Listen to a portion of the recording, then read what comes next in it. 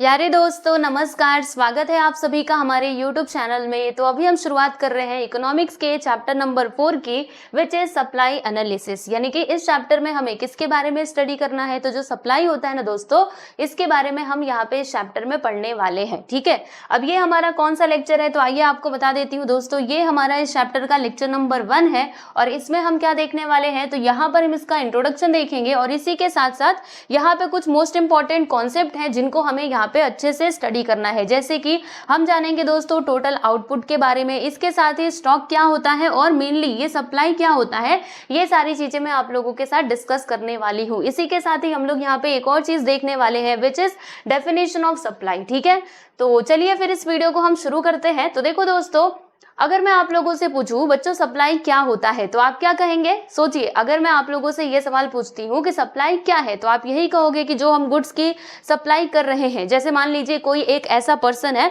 जो गुड्स को क्या करता है, प्रोड्यूस करता है। ठीक है, अब उसने गुड्स को क्या किया बच्चे, प्रोड्यूस किया। अब क्या करता है, वो गुड्स की सप्लाई करता है, यानी जो सामने वाला पर्सन होता है, जो बायर होता है, उसको वो गुड्स क्या करता है, बेचता है। ठीक है, तो आप कहेंगे यही है हमारा सप्लाई। लेकिन इकोनॉमिक्स के टर्म में अगर आप देखोगे ना दोस्तों, तो सप्लाई का मीनिंग क्या होता है, आइए मैं आपको सबसे पहले समझा देती हूँ। यहाँ पर ये जो फिगर दिया गया है ना, इसके माध्यम से, जैसे कि यहाँ पर आप देख सकते हो ये आम के पेड़ लगे हुए हैं। ठीक है, इसमें आम है, ये देखो। फिर हमने क्या किया, आम के पेड़ों से आम को तोड़ लिया और यहाँ पर ये टोकरी में भर भर के रख दिया। ठीक है, तो ये जो आपको दिखाई दे रहा है ना दोस्तों, इसको हम क्या कहेंगे बच्चे, स्टॉक कहेंगे। क्या कहेंगे, इसका नाम क्या है, स्टॉक। ठीक है, क्योंकि अभी ये आम ऐसे टोकरी में रखे हुए हैं, हमने ये ऑफर नहीं किया है सेल के लिए, हमने ये ऑफर किया है क्या, नहीं, बस हमने इसको ऐसे रखा हुआ है, तो इसे आप कहेंगे दोस्तों स्टॉक। जबकि हमारा सप्लाई क्या है, तो यहाँ पे देखो ये जो अंकल जी हैं, इन्होंने पूरी अपनी दुकान सजा ली है आमों की और ये आम क्या कर रहे हैं, बेच रहे हैं। तो अगर हमें आम खरीदना है तो हम कहाँ पर जाएंगे दोस्तों, इनके पास जाएंगे। ठीक है, तो ये जो प्रोसेस आपको दिखाई दे रहा है, इसे ही कहते हैं दोस्तों सप्लाई। ठीक है, यानी सप्लाई का मतलब क्या है, जब गुड्स को ऑफर किया जाता है फॉर सेल। जैसे इन्होंने ये सारे आमों को ऐसे सजा के क्यों रखा है, बेचने के लिए रखा है ना, तो इस चीज को हम कहेंगे दोस्तों सप्लाई। जबकि ये हमारा क्या है दोस्तों, स्टॉक है। ठीक है, बात समझ में आई? तो चलिए अभी शुरुआत करते हैं हम लोग इंट्रोडक्शन से। तो देखते हैं कि इंट्रोडक्शन में क्या कुछ दिया गया है। तो आइए पढ़ते हैं इसको। देखिए, जैसे कि the study of supply is as important as the study of demand. जैसे स्टडी मतलब डिमांड का स्टडी करना जरूरी है, वैसे ही सप्लाई के बारे में भी आप लोगों को मालूम होना चाहिए। ठीक है दोस्तों, तो यहाँ पे आप समझो कि सप्लाई क्या होता है, टोटल अमाउंट ऑफ गुड्स और services available for sale at any specified price is known as supply. जैसे कि मैंने आप लोगों को बताया, जो भी गुड्स एंड सर्विसेज को हम लोग ऑफर करते हैं for sale, that is your supply. ठीक है, चलो अब यहाँ पे कुछ मोस्ट इंपॉर्टेंट कॉन्सेप्ट है जिनको हम समझते हैं। जैसे यहाँ पे हम बात करते हैं बच्चे टोटल आउटपुट की। तो टोटल आउटपुट का मतलब क्या होता है, आइए जरा समझते हैं। देखो बहुत सिंपल सी बात है। जैसे मान लीजिए मेरी ना किस चीज की फैक्ट्री है, जूस बनाने की फैक्ट्री है, जहां पर क्या किया जाता है, मैंगो जूस को बनाया जाता है। ठीक है, अब मैंने क्या किया, मैं ना 5 किलो आम लेकर के आई। कितना किलो भाई, ऐसे छोटा सा एग्जाम्पल दे करके मैं आपको बताती हूँ। मैंने 5 किलो, आइए मैंने 5 केजी क्या लिया बच्चे, मैंगो लिया। ठीक है, और फिर मैंने इसकी मदद से क्या किया, जो मैंगो जूस है उसको प्रिपेयर किया। ठीक है, अपने फैक्ट्री में मैं लेकर के आई और फिर उसका यूज करके ये मैंगो की मदद से मैंने मैंगो जूस बनाया। और मैंने देखा कि मैंगो जूस के जानते हो 2 किलो में कितने, 5 किलो में कितने बॉटल्स बने हैं। तो सपोज कीजिए कि 100 बॉटल जो मैंगो जूस है ना, वो यहाँ पे बन करके तैयार हो गए हैं। कितने बॉटल, देखो यहाँ पे मैं बॉटल की बात कर रही हूँ। मैंगो जूस जनरली किस में आता है, बॉटल में ही तो आता है। आप लोगों ने पिया होगा फ्रूटी वगैरह, माजा, ये सब किस में आता है, बॉटल में ही भर के आता है। ठीक है, तो 5 किलो आम से मैंने कितने बॉटल जूस तैयार किए, तो 100 बॉटल मैंने जूस तैयार किए। ठीक है दोस्तों, तो यहाँ पर देखो मैंने इनपुट कितना डाला था बच्चे, बोलो इनपुट कितना। ये जो आप देख रहे हैं ना, देखो जो भी रॉ मटेरियल हम लोग फैक्ट्री में यूज करते हैं बच्चों, उसी को क्या कहा जाता है, इनपुट कहा जाता है। ठीक है, ये जो मैंगो है ना, मैंगो ये क्या है, ये मेरा रॉ मटेरियल है, क्योंकि मैंने इसका यूज करके क्या किया, मतलब मैंगो में लेकर के गई फैक्ट्री में। और फिर यहाँ पे क्या हुआ, मान लीजिए ये हमारा फैक्ट्री है, तो यहाँ पे इसके ऊपर ना प्रोसेस किया गया, यानी कुछ ना कुछ यहाँ पे क्रिया हुई, जिसके कारण क्या हुआ, यहाँ पर जो जूस बन करके है वो तैयार हुआ। ठीक है, तो ये जो रॉ मटेरियल हम लोग यहाँ पे डाल रहे हैं, फैक्ट्री में अपने यूज कर रहे हैं, इसको हम क्या कहेंगे बच्चों, इसको हम कहेंगे इनपुट। ठीक है, तो इनपुट का यूज करके हम क्या तैयार करते हैं, फाइनल गुड्स, यानी इसी को हम क्या कहेंगे दोस्तों, आउटपुट कहेंगे। बराबर, तो यहाँ पे कितने बॉटल जूस मैंने बनाया हुआ है, 100 बॉटल जूस बनाया ना, तो ये मेरा क्या कहलाएगा दोस्तों, टोटल आउटपुट कहलाएगा। ठीक है, यानी कहने का मतलब क्या है कि जो हमारा फाइनल गुड्स होता है ना बच्चे, उसी को कहा जाता है टोटल आउटपुट। जैसे कि यहाँ पे अभी आप लोगों को समझ में आ गया होगा कि 5 किलो मैंगो का यूज करके मैंने 100 बॉटल्स मैंगो जूस प्रिपेयर किए हैं। ठीक है, तो इसीलिए ये मेरा क्या हो जाएगा बच्चे, ये जो 100 बॉटल्स मैंगो जूस का है ना, ये मेरा कहलाएगा टोटल आउटपुट। ठीक है, समझ में आया आप सभी लोगों को। तो अब चलो चलते हैं आपके टेक्स्ट बुक में और देखते हैं कि क्या बातें इसमें बताई गई हैं आउटपुट को लेकर के।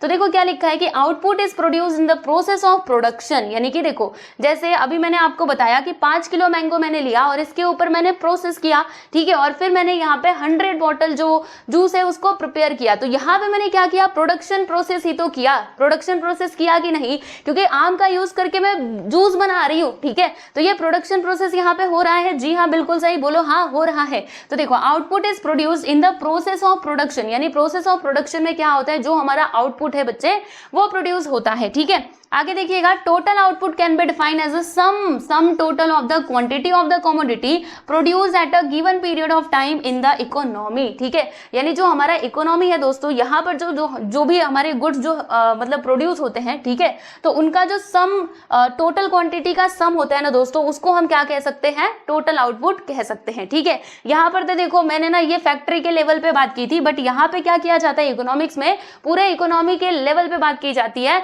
कि वहां पे टोटल आउटपुट कितना होगा। तो जितना भी गुड्स आप प्रोड्यूस कर रहे हो दोस्तों, उसकी क्वांटिटी का जब हम क्या करेंगे, सम करेंगे, that is your total output. ठीक है, आगे देखेंगे जरा क्या लिखा हुआ है। यहाँ पे पढ़ते हैं कि प्रोडक्शन लीड्स टू कंजम्पशन, यानी कहने का मतलब क्या है दोस्तों, देखो जैसे हम कोई भी चीज कंज्यूम कब करेंगे, जब प्रोडक्शन होगा तब, है कि नहीं। तो इसीलिए कहा गया है बच्चे प्रोडक्शन लीड्स टू कंजम्पशन, है ना। In the process of production inputs are converted into output और फाइनल गुड्स। जैसे कि हमने यहाँ पर देखा, ये क्या हो रहा था बच्चे, ये यहाँ पे प्रोडक्शन का ही प्रोसेस हो रहा था। फैक्ट्री के अंदर क्या हो रहा था, जूस बनाया जा रहा था। बराबर, तो यहाँ से जो आउटपुट मिला that is your final goods. वही यहाँ पे बोला गया है कि इन the process of production, production के प्रोसेस में क्या होता है दोस्तों, जो हमारा इनपुट है, जैसे कि ये मैंगो मेरा क्या था, इनपुट था, है ना। तो इनपुट जो है बच्चे वो कन्वर्ट होता है, किस में कन्वर्ट होता है, आउटपुट या फिर फाइनल गुड्स में कन्वर्ट होता है। ठीक है, समझ में आ गया आप सभी लोगों को। तो ये है बच्चे आपका टोटल आउटपुट। आई थिंक ये तो क्लियर हो गया होगा, सिंपल सी बात है भाई।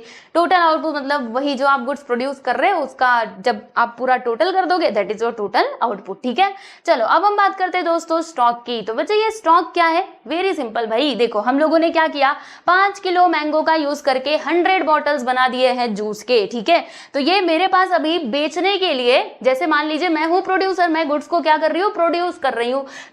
तो अब सेल करने के लिए मेरे पास कितने बॉटल जूस के हैं, बोलो जल्दी से, 100 बॉटल जूस के हैं, है कि नहीं, कितने हैं भाई, 100 बॉटल है ना मेरे पास जूस के। तो ये मेरा क्या कहलाएगा दोस्तों, स्टॉक कहलाएगा। ठीक है, जैसे कि यहाँ पर भी आपने देखा था, ये देखो भाई, ये क्या है, हाँ ये हमारा स्टॉक है। समझ में आ रहा है। तो देखो यहाँ पर क्या लिखा हुआ है, जरा हम इसको पढ़ेंगे और फिर इसको अच्छे से समझेंगे कि हमारी टेक्स्ट बुक में स्टॉक को लेकर के क्या बातें बताई गई हैं। तो देखिए दोस्तों क्या लिखा हुआ है कि stock is the total quantity of commodity available for cell with a seller at a particular point of time. It is the source of supply. यानी कहने का मतलब क्या है, देखो जैसे यहाँ पर मैंने आपको बताया, ये जो 100 बॉटल मेरे पास पड़े हुए हैं जूस के, ये क्या है, ये मेरा स्टॉक कहलाएगा, क्योंकि ये अवेलेबल है फॉर सेल। यानी मैं क्या करूंगी, अगर कोई होलसेलर मेरे पास आता है तो मैं उसको ये जो बॉटल्स है ना उनको ऑफर करूंगी कि लीजिए ये लेकर के जाइए, है ना। ऑब्वियसली वो पैसे भी देगा, यानी वो मुझसे क्या करेगा, इस चीज को खरीदेगा। ठीक है ना, तो यही मेरा स्टॉक है। फिर देखो यहाँ पे क्या लिखा हुआ है कि it is the source of supply. जी हाँ बिल्कुल सही, ये सप्लाई का ही एक सोर्स है। आप सोचिए ना, अगर आपके पास स्टॉक नहीं होगा, अगर मेरे पास वो मैंगो जूस नहीं होते तो फिर मैं क्या सप्लाई करती, नहीं कर पाती ना। इसीलिए कहा गया है कि stock is the source of supply. ठीक है, it is potential supply. Potential supply का मतलब क्या हुआ, ऐसा क्यों कहा गया है कि ये पोटेंशियल सप्लाई है, क्योंकि देखो हर एक स्टॉक, जो भी आपके पास स्टॉक है वो कभी ना कभी सप्लाई तो होगा ही, यानी उसके अंदर वो पोटेंशियल है सप्लाई होने की। ठीक है, फिर आगे देखते हैं। देखो हम क्या कर सकते हैं, जो हमारा स्टॉक है ना दोस्तों, उसको हम इंक्रीज कर सकते हैं, उसको बढ़ा सकते हैं। लेकिन कैसे बढ़ा सकते हैं भाई, अरे प्रोडक्शन प्रोसेस के थ्रू हम बढ़ा सकते हैं। तो देखिए अगर हम प्रोडक्शन को इंक्रीज करें तो जो हमारा स्टॉक है ना दोस्तों, वो हम इंक्रीज कर सकते हैं। ठीक है, और सुनिएगा, बिना स्टॉक के जो सप्लाई है ये पॉसिबल हो ही नहीं सकता। अगर आपके पास स्टॉक नहीं है तो सप्लाई आप कैसे करोगे? सोचो सोचो, अच्छे सोचो, है ना। तो इसीलिए लिखा गया है कि without stock supply is not possible. Normally क्या होता है दोस्तों, नॉर्मली क्या होता है आप बताइए? जनरली क्या होता है कि जो हमारा स्टॉक है ना वो सप्लाई से ज्यादा होता है। तो देखो यहाँ पे वही लिखा हुआ है कि स्टॉक एक्सिट सप्लाई, मतलब नॉर्मली स्टॉक जो है वो सप्लाई से ज्यादा होगा। ऑब्वियस सी बात है, जैसे मेरे पास 100 बॉटल्स ऑफ जूस है ना, तो कोई होलसेलर आया, उसने कहा कि मुझे 50 बॉटल दे दीजिए जूस के, मैंने कहा ले जाइए। तो देखो स्टॉक कहीं ना कहीं ज्यादा है सप्लाई से। मैंने सप्लाई कितना किया? ओनली 50 बॉटल्स की मैंने सप्लाई की, ठीक है। तो इसलिए कहा गया है stock exit supply and it is fixed and in elastic, ठीक है। एंड समझिएगा एक और बात ध्यान से, in case of perishable goods, ये तो नॉर्मली गुड्स की बात थी कि जो स्टॉक है वो ज्यादा होता है और जो सप्लाई है ना दोस्तों वो कम होता है। लेकिन अगर मैं पेरिसेबल गुड्स की बात करूं, पेरिसेबल गुड्स किसको कहे जाते हैं? वो गुड्स जो जल्दी से खराब हो जाते हैं, जैसे कि मिल्क हो गया, मीट वगैरह ये सब हो गया।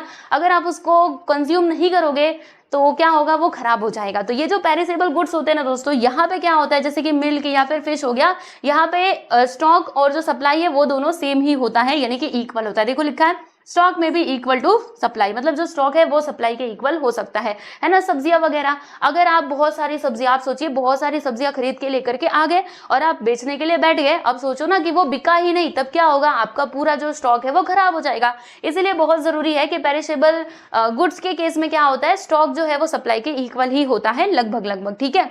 ऑन द अदर हैंड, अगर जो ड्यूरेबल गुड्स हैं वहां पे क्या होता है, जैसे कि फर्नीचर हो गए, गारमेंट्स हो गए, है ना, इनका स्टॉक क्या होता है दोस्तों? हमेशा ज्यादा होता है एज कंपेयर टू सप्लाई, ठीक है। तो ये है बच्चे आपका स्टॉक। आई होप सो समझ में आ गया होगा। नेक्स्ट कॉन्सेप्ट हम यहाँ पे देखने वाले हैं विच इज सप्लाई, जो कि यहाँ पर हमारा मेन टॉपिक भी रहने वाला है। तो बच्चे सप्लाई क्या है, देखो यहाँ पे बताया गया है supply is a relative term. Yes everyone, जो हमारा सप्लाई है ये क्या है? ये एक रिलेटिव टर्म है। ये किससे रिलेटेड होता है? तो प्राइस और टाइम एंड क्वांटिटी से रिलेटेड होता है। जैसे हमने देखा था कि डिमांड भी रिलेटिव कॉन्सेप्ट था।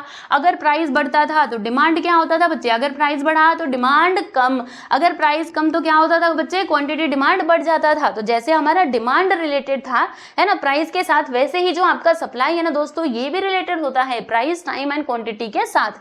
जैसे मैं आप लोग को बताती हूँ, देखो अगर किसी गुड्स का प्राइस बढ़ रहा है तो सप्लाई जानते हो बढ़ेगा कि घटेगा? क्या लगता है आप लोगों को? बताइए क्या लगता है आप सभी लोगों को? सोचिए अच्छे से। आप बोलेंगे सप्लाई कम हो जाएगा, तो बच्चे ऐसा नहीं होगा। आप सोचिए कि आप हैं प्रोड्यूसर, मतलब आप है सामान बेचने वाले, ठीक है। तो आपने मार्केट में ये ऑब्जर्व किया, खुद को अज्यूम करो, फिर आपको फटाक से आंसर क्लिक हो जाएगा। चलो मुझे बताओ, आप है सामान बेचने वाले, ठीक है। अभी आपने मार्केट में देखा कि अरे मार्केट में तो बहुत तेजी आ गई है, जो सामान है वो काफी महंगे हो गए हैं, तो चलो इस बार हम लोग क्या करते हैं, सप्लाई बढ़ा देते हैं, है ना। अगर आपको ज्यादा पैसा मिलेगा तो आप क्या करोगे? ऑब्वियस सी बात है, वह सप्लाई बढ़ा दोगे। यानी कि अगर प्राइस बढ़ता है तो सप्लाई भी बढ़ता है। जी हाँ, बिल्कुल आपने सही सुना, ठीक है। अच्छा, अब फिर से आपने ऑब्जर्व किया मार्केट में कि अभी तो मंदी चल रही है, ठीक है, सब कुछ डाउन है, कुछ ज्यादा पैसा मिल नहीं रहा है, तो आप क्या करोगे? आप अपने स्टॉक को अभी होल्ड करके रखोगे कि रहने देते हैं, अभी जब मार्केट में तेजी आएगी ना तब हम सामान को बेचेंगे, ठीक है। तो यहाँ पर क्या हो रहा है, देखो जब प्राइस कम तो सप्लाई भी कम, और जब प्राइस ज्यादा तो सप्लाई भी ज्यादा। यानी कि इनके बीच में कैसा रिलेशन है? सोचिए, एक वेरिएबल बढ़ा तो दूसरा भी बढ़ रहा है, एक कम हुआ तो दूसरा भी कम हो रहा है, यानी इन दोनों के बीच में है दोस्तों डायरेक्ट रिलेशन, ठीक है। तो इनके बीच में कैसा रिलेशन होता है भाई? डायरेक्ट रिलेशन होता है, ठीक है, याद रखिएगा। तो supply is a relative term and it is always expressed in relation to price, time and quantity, ठीक है। चलो, मीनिंग ऑफ सप्लाई हम लोग देखेंगे। तो सप्लाई का मीनिंग भी आप लोग पढ़ लेना, क्योंकि जब भी आपको सप्लाई का कुछ क्वेश्चन पूछता है, इसके डिटर्मिनेंट या फिर कुछ भी पूछे, तो वहां पे मीनिंग एंड डेफिनेशन आपको जरूर से लिखना चाहिए। तो आइए जरा देखते हैं। देखिए दोस्तों, यहाँ पे अगर मैं सप्लाई की बात करूँ तो ये जो सप्लाई है ना, इसका मतलब क्या होता है? देखो, the word supply implies the various quantities of commodity offered for sale by producers during a given period of time at a given price. जैसे कि मैंने आप लोगों को बताया था कि जो भी कमोडिटी, जो भी गुड्स को हम ऑफर कर रहे हैं, यानी कि जो प्रोड्यूसर है वो ऑफर करता है for sale, that is your supply, ठीक है। And it is related to time and price, जैसे कि मैंने आप लोगों को बता दिया। टाइम से रिलेटेड है कि नहीं? हमने देखा मार्केट में अभी कैसा टाइम चल रहा है भाई, कि अभी एकदम तेजी आ गई है, प्राइस एकदम हाई पे चल रहे हैं, तो हम सप्लाई क्या कर देंगे बच्चे? तेज कर देंगे। और जब प्राइस कम होगा तो सप्लाई को भी हम नीचे ही रखेंगे, ठीक है। फिर आगे देखो क्या बोला गया है, सप्लाई कैसा कॉन्सेप्ट है भाई? It is a flow concept, है ना, ये चलता ही रहता है, ठीक है। तो ये आप ध्यान रखिएगा। फिर it refers to the amount of commodity that the firms produce and offer for sale in the market over a period of time, say a day, a week, a month or a year। ठीक है, चलो ये तो खैर मैंने आपको यहाँ पे एक्सप्लेन कर ही दिया था। तो यहाँ पर जो मीनिंग ऑफ सप्लाई है दोस्तों, ये भी हमारा यहाँ पे कंप्लीट होता है। तो इतना मैंने जो बकबक किया, इसमें आपने मतलब मेन चीज आपको नोटिस करने वाली क्या थी, मैं आपको बता देती हूँ। देखिए, आपको ना जैसे टोटल आउटपुट क्या होता है, ये बात ध्यान रखनी है। आपसे पूछा जा सकता है कि एक्सप्लेन टोटल आउटपुट 1 नंबर के लिए, ठीक है, या फिर मतलब ऐसे फिलअप्स वगैरह में पूछा जा सकता है। तो बी प्रिपेयर्ड। आप क्या करोगे, टोटल आउटपुट पढ़ लेना, स्टॉक किसको कहते हैं, सप्लाई का मीनिंग भी पढ़ लीजिएगा। ठीक है दोस्तों, चलो अब हम यहाँ पे बात करने वाले हैं डेफिनेशन ऑफ सप्लाई। जी हाँ बिल्कुल, यहाँ पे पॉल सिमल्सन ने ये डेफिनेशन दिया है सप्लाई का। क्या कहते हैं ये सप्लाई के बारे में, जरा देखते हैं इनके स्टेटमेंट को। तो ये भी कुल मिला जुला करके वही बात कहेंगे जो हमने मीनिंग में देखा था, फिर भी इनका स्टेटमेंट है, देख लेना चाहिए एक बार। देखिए, ये कहते हैं कि supply refers to the relation between market prices and the amount of goods that producers are willing to supply. यानी सिंपल सी बात है, ये कहते हैं पॉल सिमल्सन साहब कि जो सप्लाई है ना, ये क्या है दोस्तों, तो refers to the relation between, अब किसके बीच में रिलेशन है, market prices and amount of goods. Amount of goods मतलब वही क्वांटिटी सप्लाइड की बात की जा रही है, ठीक है ना। तो मार्केट प्राइस और amount of goods that producers are willing to supply, यानी जिसको प्रोड्यूसर जो है वो सप्लाई करना चाहता है। तो इसी चीज को हम क्या कहेंगे दोस्तों, सप्लाई कहेंगे। किसके भाषा में, तो ये जो हमारे इकोनॉमिस्ट हैं पॉल सिमल्सन साहब, इनके भाषा में सप्लाई का डेफिनेशन ये है, आप देख लीजिएगा इनका स्टेटमेंट। चलो भाई, अब यहाँ पे थोड़ा अदर वर्ड्स में भी देख लेते हैं, यानी इसी डेफिनेशन का यहाँ पे एक्सप्लेनेशन थोड़ा सा दिया गया है, यानी सप्लाई को ही कुल मिला जुला करके बताया गया है। जरा हम देख लेते हैं। देखो भाई, डेफिनेशन तो आपको जैसा का तैसा लिखना पड़ेगा। अगर आप एग्जाम में डेफिनेशन लिख रहे हो तो जैसे लिखा है ना अकॉर्डिंग टू पॉल सिमल्सन, ऐसे करके पूरा यहाँ तक लिखिएगा। और डेफिनेशन हमेशा इन्वर्टेड कॉमा में लिखना चाहिए जैसे यहाँ पे लिखा गया है, ठीक है। और बाकी मीनिंग में इधर उधर किया, इट्स ओके, नो प्रॉब्लम, कोई आपका नंबर नहीं काटेगा, बस इसमें गलती नहीं करना, ठीक है। आ जाओ इसको जल्दी से देख लेते हैं। तो supply refers to the quantity of a commodity that a seller is willing and able to offer for sale at a given price. यानी कहने का मतलब क्या है बच्चे, सप्लाई किसको कहते हैं, तो क्वांटिटी ऑफ अ कमोडिटी, मतलब कमोडिटी की वो क्वांटिटी जो सेलर क्या करता है, जो सेलर मतलब ऑफर करता है फॉर सेल, ठीक है। जो भी प्राइस अभी मार्केट में चल रहा है, उस प्राइस पे जब वो गुड्स को बेचने के लिए रेडी हो जाता है दोस्तों, तो उसको हम सप्लाई कह सकते हैं during a certain period of time, ठीक है। फॉर एग्जाम्पल, अब एग्जाम्पल देख लो भाई, जैसे कि एक फार्मर है, total output of rice is 4000 kg, यानी कि उसने अपने खेत में उगाया है भाई 4000 kg, क्या उगाया है, राइस उगाया है, ठीक है। तो ये इसका टोटल स्टॉक है, बराबर है ना, टोटल स्टॉक ही तो है। फिर उसने क्या किया, उसने ना दोस्तों, और सुनिएगा, जो प्राइस का कीमत है ना वो कितना है, 40 रुपए पर केजी, ठीक है। मतलब 1 किलो का दाम कितना है, 40 रुपए है। अब उसने क्या किया बच्चे, ऑफर किया 1000 kg फॉर सेल, यानी 4000 में से बस 1000 किलो जो ये चावल है ना वही बेच रहा है, ठीक है। तो यहाँ पे उसका एक्चुअल सप्लाई कितना हो जाएगा बच्चे, बताइए जरा। तो ये जो आपको 1000 kg दिख रहा है ना, वो आपका एक्चुअल सप्लाई होगा, क्योंकि 4000 उसका प्रोडक्शन हुआ, ठीक है, तब तो वो उसका स्टॉक है ना, अभी उसने वो स्टॉक करके रखा हुआ है, बराबर। लेकिन जब वो ऑफर करता है 1000 kg बेचने के लिए, तो इसको हम कह सकते हैं दोस्तों सप्लाई, ठीक है। तो ये इसका टोटल स्टॉक है और ये इसका सप्लाई है, क्योंकि अब वो ऑफर कर रहा है कि आओ आओ लेकर के जाओ, ठीक है। समझ में आया आप सभी लोगों को। तो ये है डेफिनेशन ऑफ, मतलब वो तो मैंने आपको पहले बता दिया था, ठीक है। यहाँ पे एग्जाम्पल भी देख लिया। तो देखिए दोस्तों, यहाँ पर हम लोगों ने ये सारी चीजें कवर कर ली हैं। अब जो हमारा लेक्चर नंबर 2 है ना, उसमें हम क्या देखने वाले हैं, उसमें हम समझेंगे हमारा सप्लाई स्केड्यूल, ठीक है। और यहाँ पे इंडिविजुअल सप्लाई स्केड्यूल भी देखेंगे, मार्केट वाला भी देखेंगे। जैसे हमने डिमांड में देखा था demand schedule, individual and market, वैसे ही ये सप्लाई का भी है। बहुत सिंपल है, आपको समझ में आ जाएगा। डिमांड वाला समझा था ना, बस ये सप्लाई वाला भी समझ जाएगा। बस इसमें एक चीज ध्यान रखना, यहाँ पे प्राइस के साथ इसका रिलेशन कैसा होता है भाई, प्राइस बढ़े तो सप्लाई भी बढ़ेगा, प्राइस घटे तो सप्लाई भी घटेगा, यानी इनके बीच में होता है दोस्तों डायरेक्ट रिलेशन, ठीक है। चलो, आई होप सो कि आपको आज का ये लेक्चर समझ आया होगा, सारी बातें जो भी मैंने आपको बताई आप समझ गए होंगे। तो चलिए दोस्तों, आज के लिए बस इतना ही रखते हैं और मिलेंगे हम लोग नेक्स्ट वीडियो में बहुत ही जल्द, और आगे का जो हमारा टॉपिक है उसको कवर करेंगे, ठीक है। चलो, बाय एवरीवन।